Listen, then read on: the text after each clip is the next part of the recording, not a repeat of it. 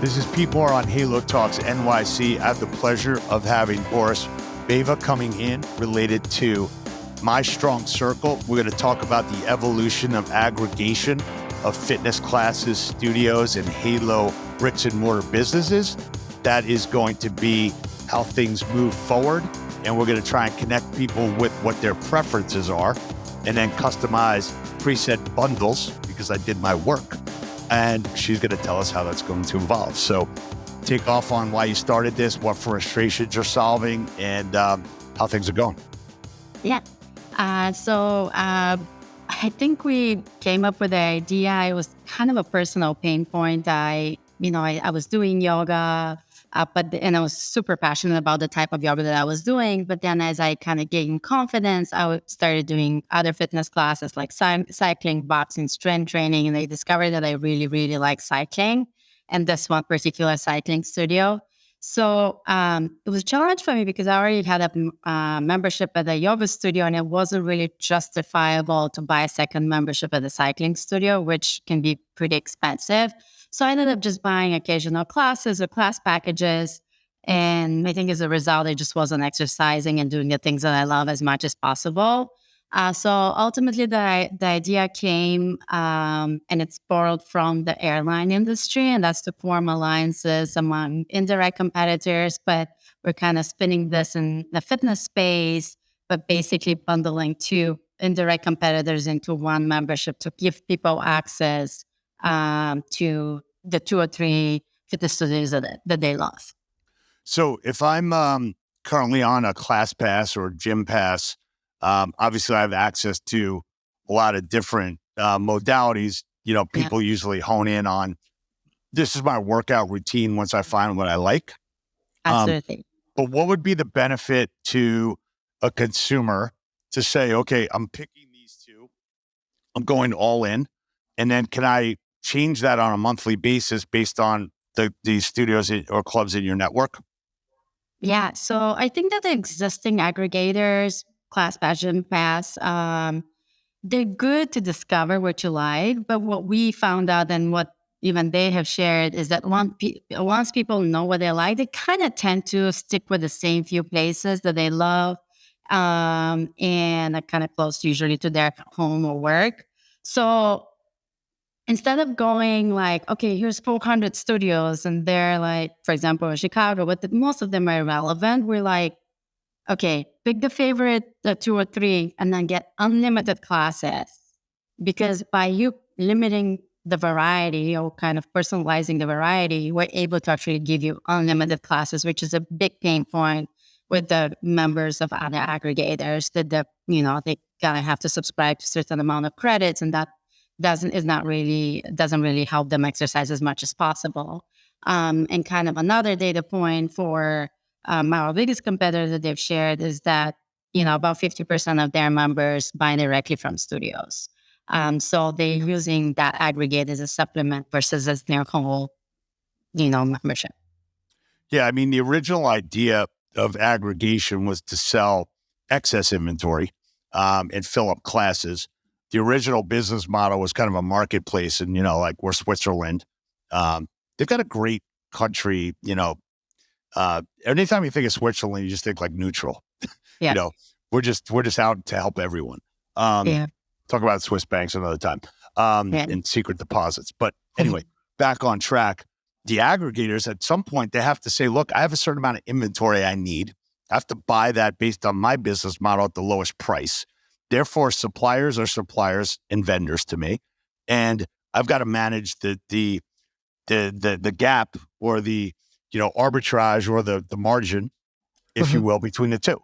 As you take a look at who you're either competing with or who maybe is a potential acquirer, if you kind of nail this and execute and say, hey, that's another interesting way to address the market.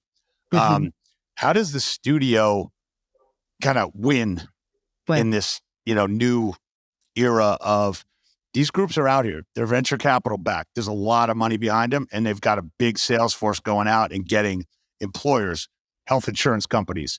And at some point, we got to figure out, okay, how does everybody win?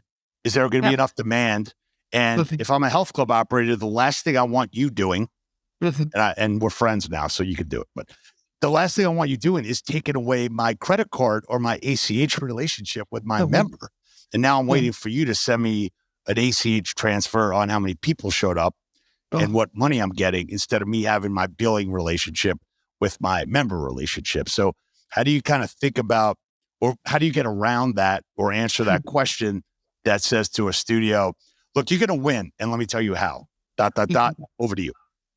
Yeah, so I think the difference between us, that's the other difference between us and other aggregators, is how we manage and how we build a product that's actually, I think, helping studios to kind of have a more direct relationship with the consumer, right? Because yes, we are an aggregator, but because our members pick 2 or 3 and, mostly two studios, we're, I think, the kind of second best to a full-time member, because we've given you a part-time member. And yes, okay, we're collecting the payment, but guess what? We're also paying the credit card fee. So maybe it's not such a bad idea. But ultimately, we've given you a part-time member that's frequenting your place, getting the benefit of the workout, the part of your community, and potentially you can upsell them for all the other things you're selling, where it's apparel or retreats, etc. And then in terms of like aggregating obsolete inventory, there was a lot of obsolete inventory before the pandemic. I think Mindbody mentioned that there's 50% of ClassPass go unfilled, which is a lot. Granted, there's always going to be some obsolete inventory because there's off-peak time classes, but there's not that much obsolete inventory to aggregate anymore. 20 to 30% of studios have closed. Class schedules are not back to like full pre-pandemic, I think, in a lot of studios. So there's not that much inventory. So I think the problem of I want to monetize my excess inventory is secondary right now for studios. They're like looking to create a more meaningful and get more commitment out of members. But it's also very hard to do that when we estimate 90% of boutique fitness studio customers exercise in multiple gyms and studios. So when we've seen great adoption from studio partners. I think when we do a demo, I think our conversion rate is like 80%. They absolutely get when they do, and I think they've embraced our model. Got it. So from a standpoint of your, you're kind of a B2B to C model. So, not many people before this podcast, now everyone will know what My Strong Circle is and get in touch with you. But how do you get members to know about it? And is this something that at some point, can you convince the studios to offer the bundle and say it's like powered by My Strong Circle? I know that if you get on the bundle, you're going to stay X number of months longer because I have given you variety. And they actually market it for you on their website. So actually that's already happening. So we just launched in Chicago, last year, and we did that with Colic in an open beta, and it was the studios that helped us get our first members. So they are on board with that, and I think that's going to be part of our ongoing marketing strategy, is to utilize our studios to promote on our behalf. And the reason, ultimately, we did that open beta to test, after we get members, what does that look on the studio side? And does it still make sense for them? And the verdict is out, even with our small open beta, that it does make sense for them. And they continuously are still promoting on our behalf. I think we still need to help them a little bit with some marketing. But yeah, that's definitely there. Gotcha. So from a standpoint of building the company, talk about, when you founded it, what you did before, why this is now your life's mission, and, what the team you have in place and the technology platform and whatever else you'd like to share. Yeah, absolutely. So I started my career in corporate finance and did 10 plus years and doing that. My last corporate gig was actually at Live Fitness. I was the finance director at Live Fitness, so I got to know the fitness industry really well. And when I left Live Fitness, I was actually, even before the pandemic, my first idea kind of just popped in my head. And for a startup, it took, I would say 6 to 9 months, really doing market research interviews to figure out exactly what the business model looks like before we started building. And so we built the thing. We had a website. that had multiple integrations, and we launched. The first time we launched was like 2 weeks before the pandemic started, which was not so great. Yeah. But ultimately, so we had to navigate the pandemic for 2 years, and then we relaunched. Last year. So we have an iOS app as well. In addition to the website, our website has multiple integrations with like Mindbody, Mariana Tech, and ZyncBit. And we've also, I think, more importantly, how we price this and the pricing mechanism that we've developed that's very unique to us. All our memberships are priced a la carte. How we pay our studio partners, which is part of our proprietary mechanism, is also like very unique to any marketplace, not only in fitness, but in other verticals as well. Really, so where we stand right now is like, we've gotten great adoption from studios. We have about 30 studio partners in the Chicago market. We're already getting inquiries from like other markets and studios in other markets. So we're starting to like think about actively like where is our next market. But ultimately, we're still very focused on Chicago, growing studio-based and member-based in the Chicago market. In terms of team, it's me, 10 plus years in corporate finance. So like, used to live in Excel before building financial models and doing M&A transactions.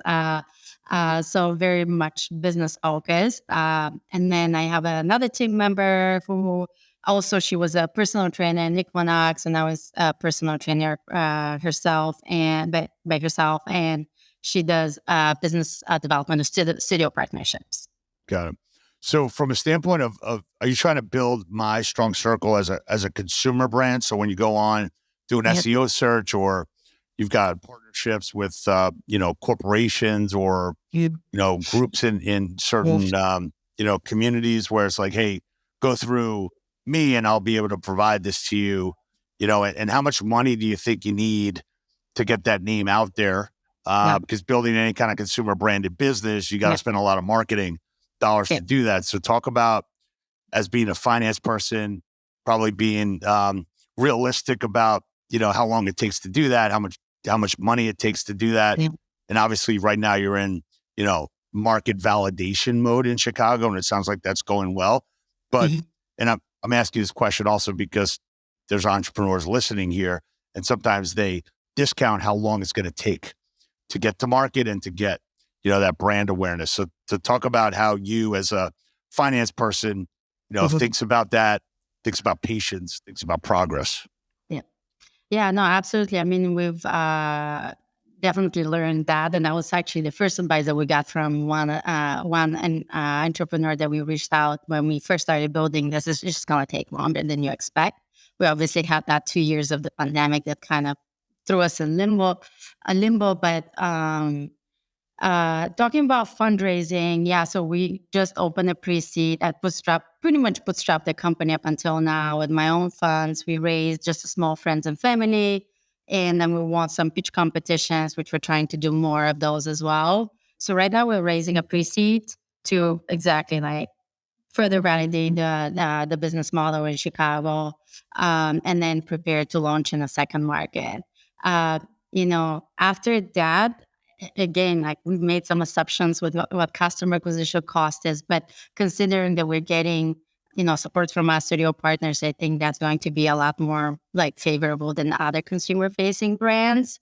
And I think that's the value of the product that we've built, because we've built it thinking about what's important for studios as well, which I think is going to help us in the long term. But yeah, the long-term goal is to be in every major U.S. and international market when there's a lot of saturation of different fitness studios. And then we also want to add other things, not only boutique fitness studios, but, because not only people exercise in multiple gyms and studios, they're doing like apps and other things. So ultimately we want to become your personalized hub for all things fitness and wellness. Yeah, I would think that the evolution of the bundle could potentially be, I mean, we've been preaching for years for health club operators to say, or might be saying to them, if you're an authority on workouts, you better be an authority on workout recovery. There's no reason why that shouldn't be inside your four walls. Having said that, you have to become an expert at that to actually pull it off. So if there was a bundle of a cycling studio, a recovery studio, a yoga studio, a med spa, a nail salon, and a European wax, like that might be like the best in class bundling, and you facilitate that, and it's a much broader, like this is everything I want to do, and you make it more cost effective for me to do it. Yeah. So this is the other selling point that we, when we talk to studio partners, that we tell them. Well, actually, I have a little bit different opinions on like where should studios expand between their four walls? Because the trend that we've been seeing is like, okay, if I'm a yoga studio, I think it's only natural that I add Pilates studios. But guess what? The Pilates studios across the street is adding now yoga classes. So while you think that's not now you're competing with each other versus like forming this alliance, and you stick with what you know and what you're good and what made your brand be what it is versus like trying to please everybody. So ultimately, I mean, as I said, we borrowed this idea from the airline industry where indirect competitors form alliances. The same with fitness. Be the best yoga studio in town, and create this alliance with the Pilates studio across you, so you don't have to invest in the programming equipment, etc. Sure. So I just want to tell you a quick story. There was a group that had, let's just call it let's say it was a personal training service, and they would go to people's homes, and they were in 25 different markets. The main market they were in was in New York City. They called us to help them with a financing. I lived on 29th Street in Madison before I moved to California.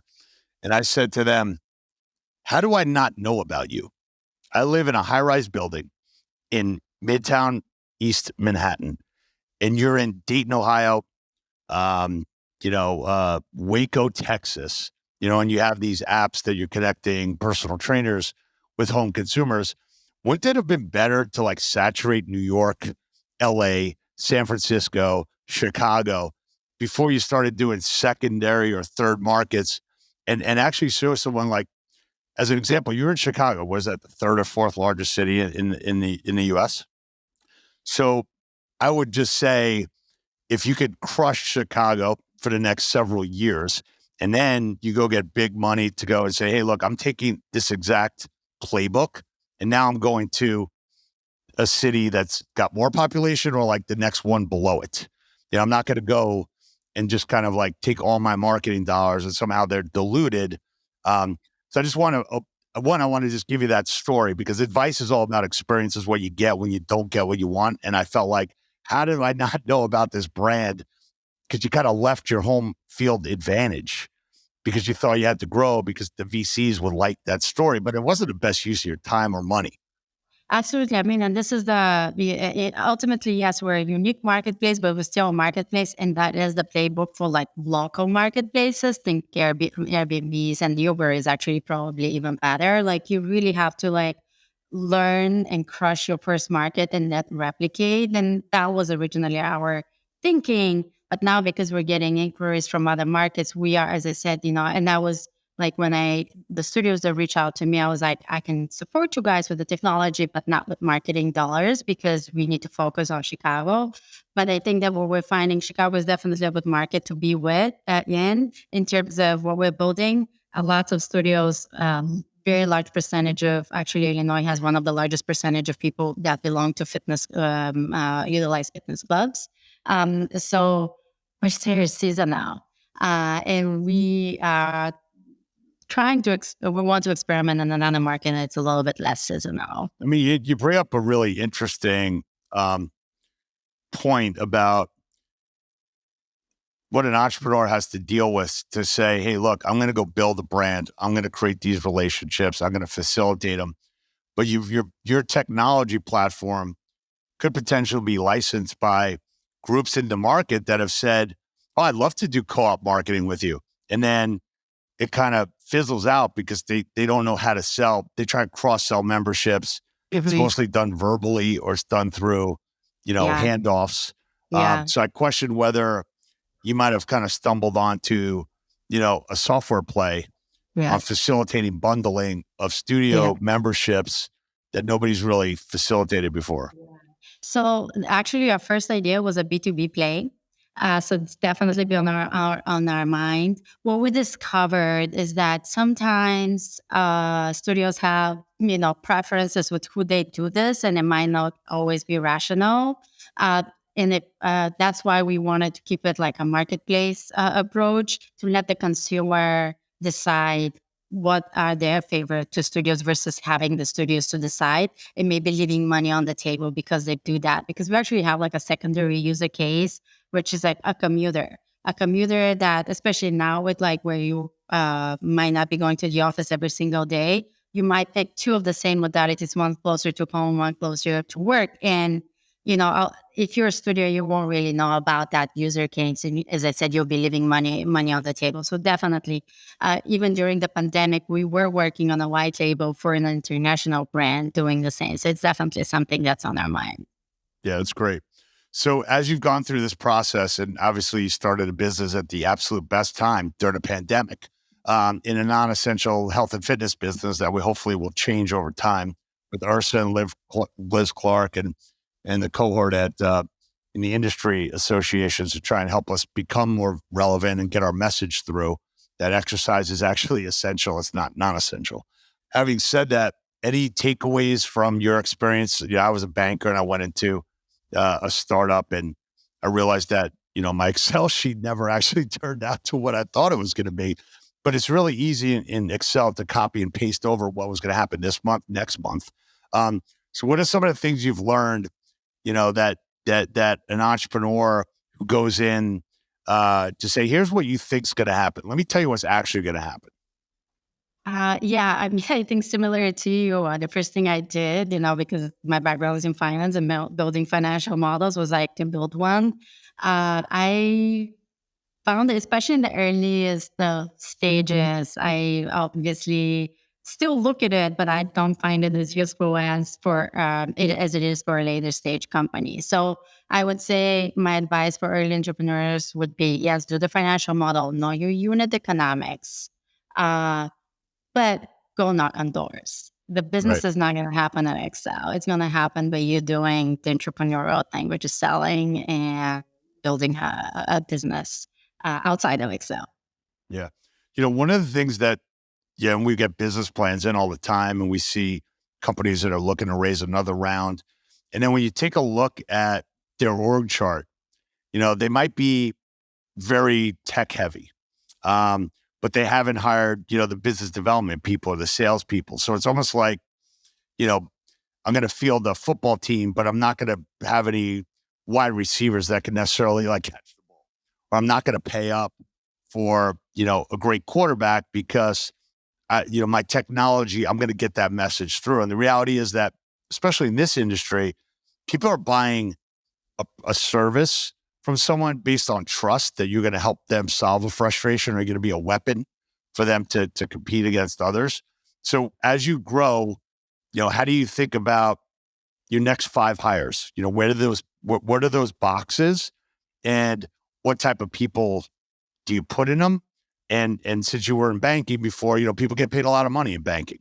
They don't get paid a lot of money in startups, but they get paid a lot of money in software companies. So it's like you got to cross the chasm in order to afford, rock stars. At the same time, adding another engineer is not going to get you any revenue. Yeah, definitely. We're thinking about that, especially now that we're fundraising. We definitely have very detailed plans of who we want to hire, and ultimately, we've already built the tech. The tech being a marketplace, yes, you're a very unique one, and we have to build a custom platform for that, and we have to have the integrations, the MyMari integration, etc., to get the studios to buy in, because that was a big pain point for them with other third-party aggregators. So we needed to have that even in a MVP. So the product is not necessarily super technologically heavy.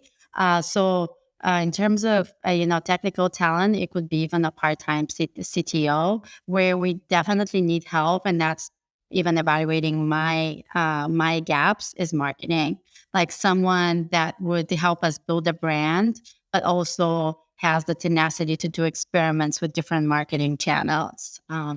So definitely those are kind of next hires that we're looking to do, and part-time studio partnerships with Trigan, as I said, could be part-time people. That's great. Well, it's great that you're welcome to the Halo sector officially. I'm glad we met in person. I kind of like meeting people in person. So I'm glad that's back in action again. And I encourage everyone to go to trade shows, go to events, go to, dinner meetings and everything else, because that's the way you build real relationships in the bricks and mortar and real world. And people are not going to be hanging out in their apartments unless they have to. I think we called that early.